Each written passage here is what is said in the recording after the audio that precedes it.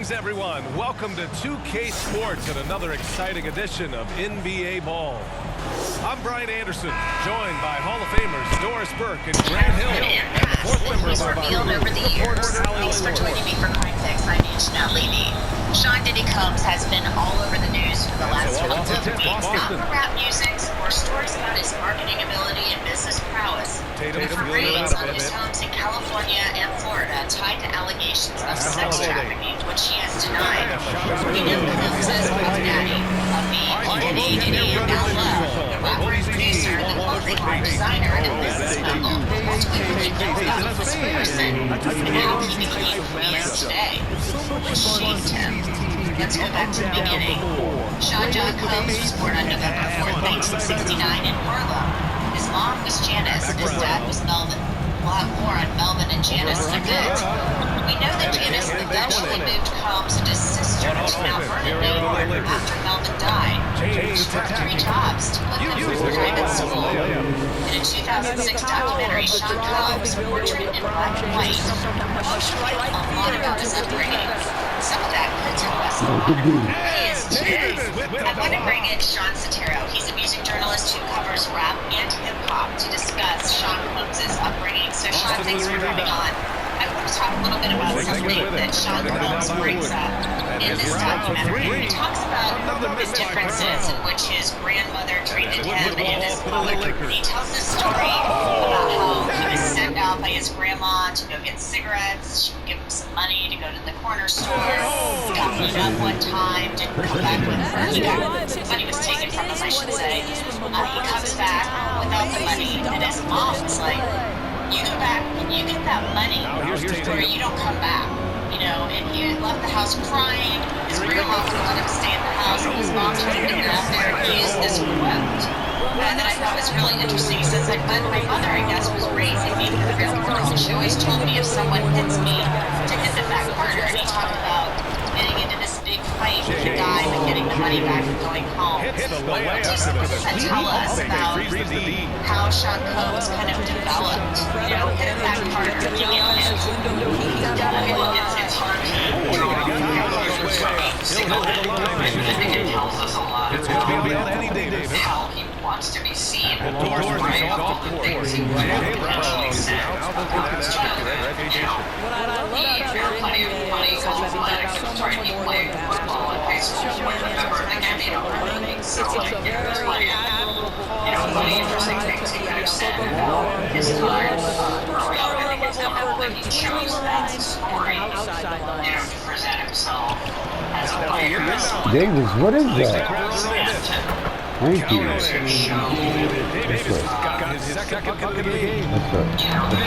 Length is hard to contend with. David using ways to put that point there.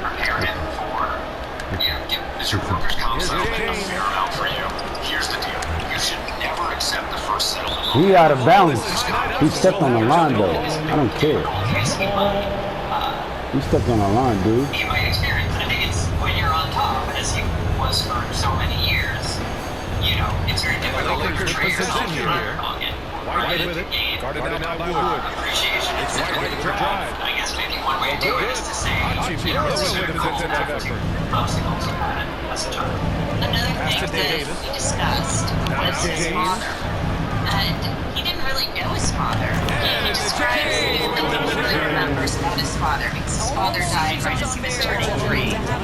Was his dad throwing him up in the air? A lot of parents do that. You throw the little kid up in the air. And he said that's his memory. He doesn't even remember the sound of his father's voice. He says he knows that he was a very stylish dresser. The ladies loved him. His whole everything. He's real meticulous. He had a lot of drive, a lot of determination. He ate once a week. And Sean Combs said that his mother had actually told him his father died in a car crash, but that wasn't really true. He later found out when he did some research later in life that his father was shot to death. Shot in the head. He said his brains were blown out, those were his words, on Central Park West in Manhattan.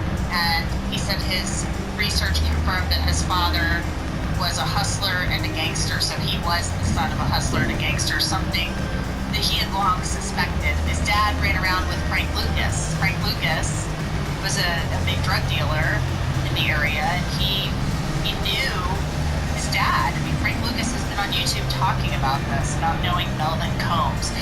So how do you think maybe that influenced Sean Combs? Right. I mean, the Melvin Combs story is very interesting. I found something actually just the other day. It was a Daily News story from February 1973. Maybe year and so after he was killed. But it was around the time that this drug case in which he had been involved, in which, finally convictions happened in it. And this article says, this case of, breaking up the giant terror ring started when Melvin Combs' role was wired. And then that was sort of running in this case. Get that shit out of here, bitch. And don't quit. Even though you are gonna quit. Melvin Combs' death was somehow connected to that. Right? It's just rumors people associated with Parliament at that time have said, well, look, people mistakenly thought Melvin Combs was an informant, and that's why he was killed. Right? It's sort of something that people knew him. Over nobody. And so, it seems to me this article sort of trying to bring two and two together and say maybe the reason they thought that was because wiretaps on his phone. So now the proof is true, but obviously wiretaps are not something one does voluntarily. And so, this Daily News article is believed to be a read. Sort of explains the story behind his death, possibly.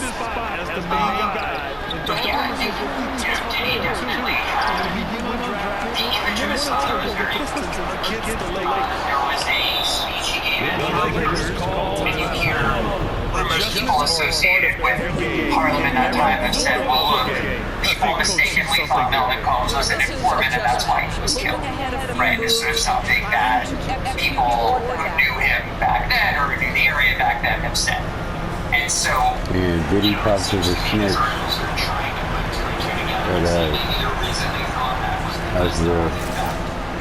This wiretap on his phone.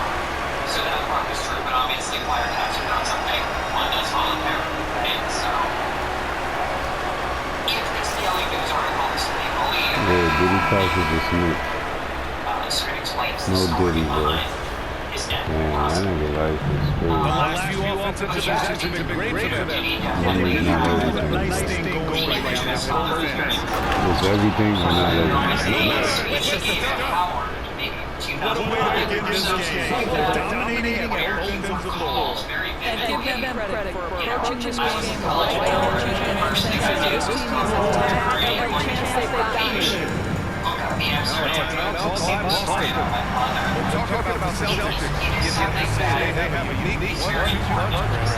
Think about it. Tatum on one wing and Brown on the other. That's a whole combination. Super powerful guy coming out with the biggest of the big gangsters, right? Frank Lucas, like you mentioned. Well, of course, the story is now immortalized in movies, right? He's about as famous as you can get in that sort of milieu. So, I think that Diddy's going to hold on to that image of his father, and it would seem very important for him. Boy, they love if anyone can get a bucket. For real. D, when are you gonna score, boy? You got 5 points. It's early in the morning. You're trash. And one. You about to quit. I promise you, you're gonna quit. Bizarre, Lamar versus Mar. I let you score. You need it. You want another one? Here. I'll give you another one. Here. I want you to score. You're trash. 10 minutes, maybe even seconds, you will get reports that include Here, score again. Score again. 10-point game. Now I'm getting serious with you again. Each day make it incredibly clear.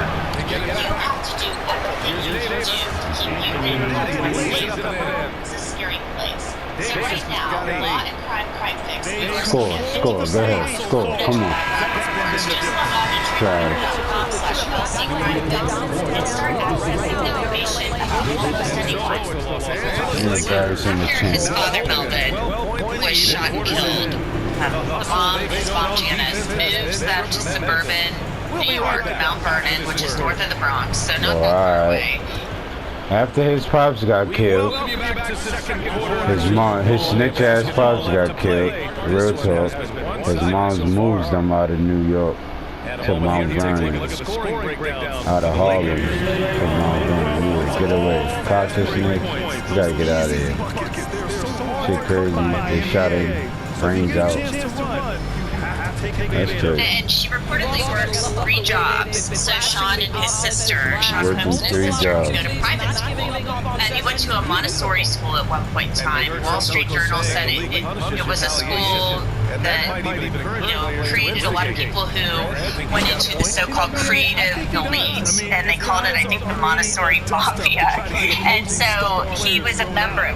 Have you ever wondered why we are paid every 2 weeks when we work every day? With Earn Annie, you can access your correctness according to the Wall Street Journal. So obviously, Janice Combs is somebody who wanted much better for her children. Even when they were getting in Harlem and was willing to work really hard so that her children did. You ready? Let's go. Oh, you got Bob. Oh, good deed.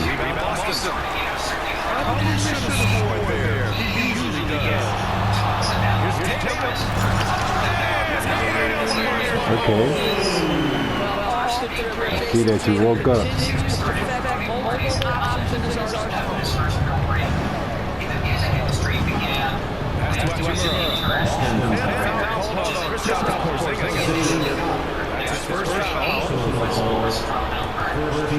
Right, so there is a Mount Vernon connection.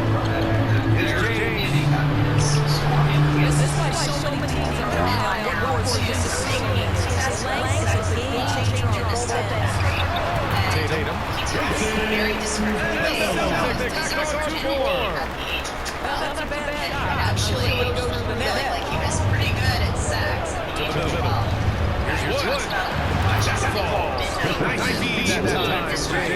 Photographic channel. Wood's got 6 At points. the time, and whenever he spoke, he said, the first time I was here. Good shot. First I was because I used to watch these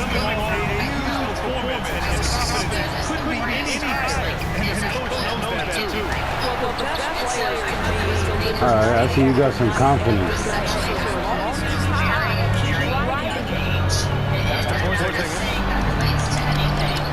Braun said nah. Oh, get that.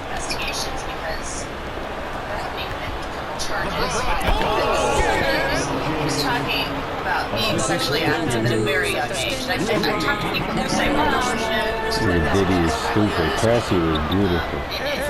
How you get the beautiful girl and that's what you do? People with money, boy. Oh, you get the beautiful girl and that's what you do to her. I can't even fucking cold mine. My life is trash. People that be very rich never get it. Like, come on, y'all. When.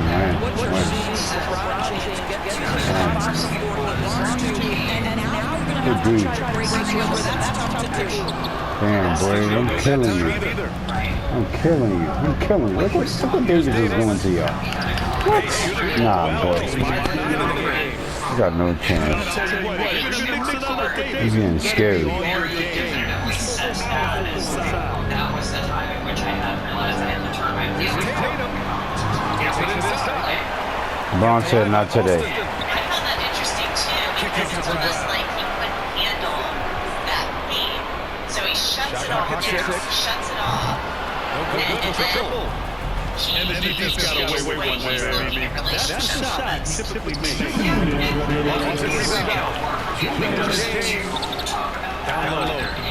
Oh, come on.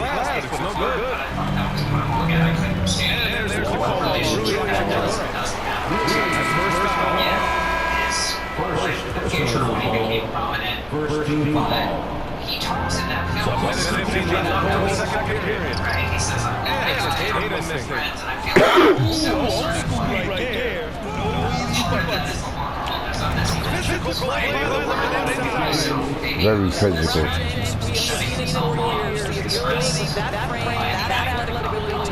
How did he get that pass to him?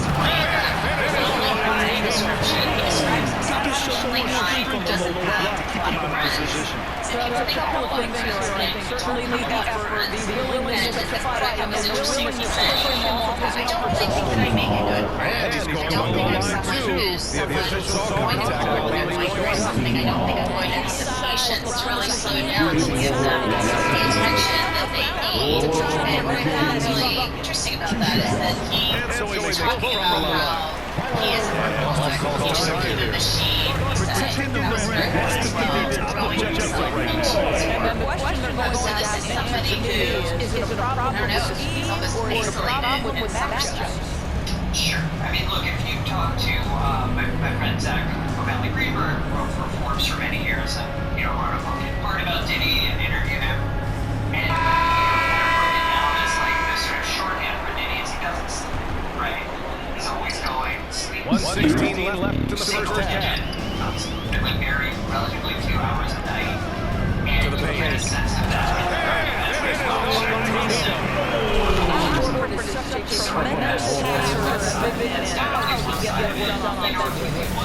Pass to James. Physical block.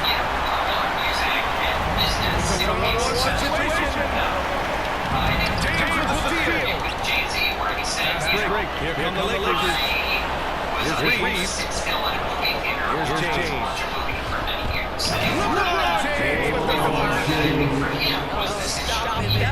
For LeBron James, so high on the ring. Tatum with it. And so part of it was that fear of sitting still, but I think part of Clock it at 6. is this White for three. Rebound by the Lakers. Yeah, the defense has really got to tighten up. I mean, he's just dangerous from What the fuck up, you thought? The last thing I wanted to discuss was this quote that he had Misses the layup. basically asked about himself, or he's describing himself, and he says, I'm one of the baddest ever effers, mother effers to ever walk the face of the earth. That's how he views himself. And to have to think that his childhood first shaped all of that, I know there's people overnight who are not or anything like that. But that's how he views himself.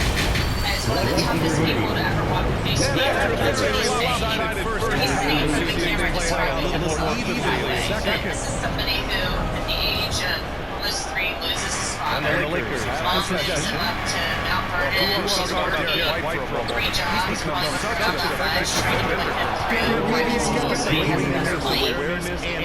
School for knocks. He's the one go out and fight your girlfriend and come home, that type of thing. So this is somebody who was raised to be tough. And so Davis will bring it up for Los Angeles. Part of the confidence also 17-point lead. Their biggest accomplishing so much. So Knocks down the ball. we started off at Howard University promoting Yeah, parties. just would. Then the party life I may make this the record label. And then we were very quickly as two really successful acts get to know Big Brit. Absolutely. Inspired Smooth and he's powered and all like that. Here's Wood. And To the inside. eight possible ones. Oh. Nice deep Tatum. Twice, you might start thinking you're I knew I could get that. I waited for you. Los Angeles. Lakers again in I transition. understand how someone might go around saying, I'm the best. I'm the best. Oh, that would have went smooth. Lakers will retain possession. And we've shown He that had the right idea. Just basically Sean Spear, thanks so much for hopping on to talk about Sean Combs' childhood and so much more And that's it for this episode of Crime Fix. I'm Anjanette Levy. Thanks so much for being with us. We'll see you back here next time. Before Sean Diddy Combs was a business mogul and rap artist and producer. secrets that happen in that It's tough to hide your communication. Teams go to great lengths to try to do it, but sometimes to no avail. me about pumping. I answered it as honestly as I knew how to answer it. I know they're not just public figures to me. Nick Cannon's comments about Diddy resurfacing. I answered it as honestly as I knew how to answer it. I know these people, they're not just public figures to me. Nick Cannon's comments about Diddy resurfacing in the wake of the music mogul's federal home raids.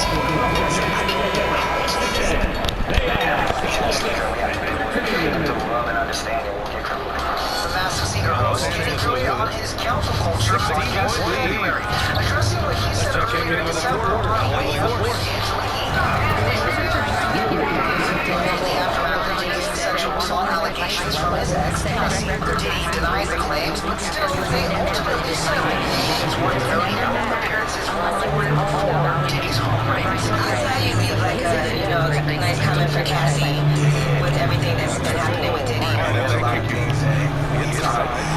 Don't have the details of it. We all on the outside looking in. I'm praying for Cassie. Trying to find out how to and knowing the story.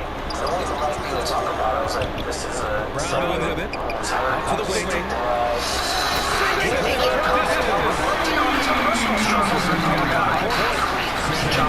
Many believe to be this kind of he says I was going through myself. So that call and checked on him. He stood by. He stood up for him. No one else in the play. He just like, dog, he's been sitting back crazy hoping for the best, but at the same time, when you know it's like I'm feeling I don't agree with the behavior, but I care for the person. So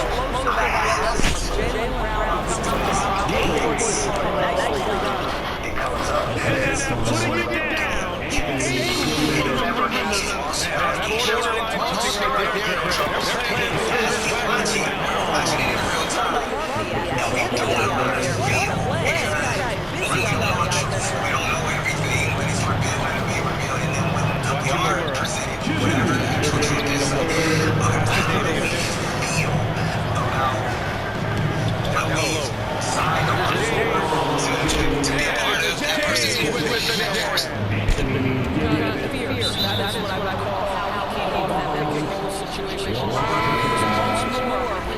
Substitution for the Celtics. Al Horford. Peyton Pritchard. Here's James. Oh, it's blocked by Porzingis. 7'6" wingspan, sending it back. Kristaps Porzingis was the rejection. Celtics make a change here. Third quarter action, just under 3.5 minutes passed. Anthony Davis. Now Los Angeles with it. They led the game at 1 point by 20. Plenty of contact on that shot. Officials all foul. He'll take 2 free throws. Davis is still one of the superior defenders in the league. He's not the guy you want to run when you're coming down the lane. First free throw is good. Both free throws good from Davis. This is what makes him a challenge to stop. He will beat you from the floor, and he can also beat you from the line. Look at Tatum using his length. There's a mix of strength and agility that Jason Tatum is taking advantage of. Nice work in there. Look at the longevity of Horford's career. He's done a great job reinventing himself. He added 3 to his game once he hit 30, and that has extended his career by changing how he plays. He still can be an X factor on any given night. Stolen by Davis. Hachimura, right side. And it's going to be a goaltending call here, so they will count the bucket. Almost blocked that shot in time, just a nanosecond late. And he's going for the lob. Oh, nice defensive play to disrupt the lob. Here's Davis. And finished off by Davis. Talk about guys that like to go right to the rim. AD is towards the top of that list. Here's Brown. Plenty of space. Oh, nice at any time and takes a shot and hitting it. Brown's got 7. Taking people to school with moves like that. 3 seconds separating the shot game clock. The shot by Reeves, no good.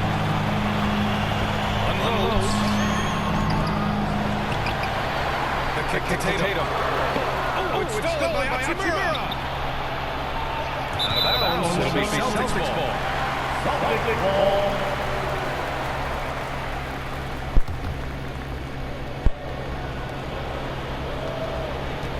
Here's Porzingis. Off to left rim and out. And this is a shot he could definitely make. And the defense not effective. This is